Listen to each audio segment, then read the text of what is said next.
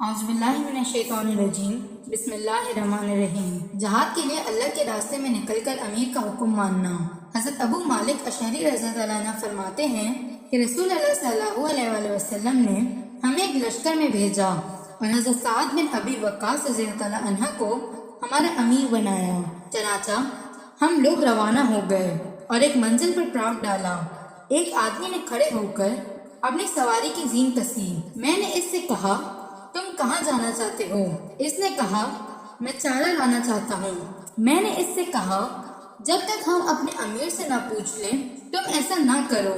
چنانچہ ہم حضرت ابو موسیٰ اشعری رضی اللہ عنہ کے پاس آئے۔ غالباً حضرت ابو موسیٰ لشکر کے کسی ایک حصے کے امیر ہوں گے۔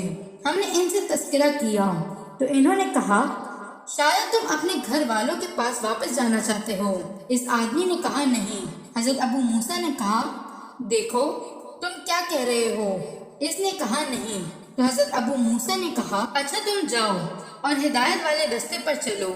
چنانچہ وہ آدمی چلا گیا اور کافی رات گزار کر واپس آیا۔ تو حضرت ابو موسیٰ نے اس سے کہا، شاید تم اپنے گھر والوں کے پاس گئے تھے۔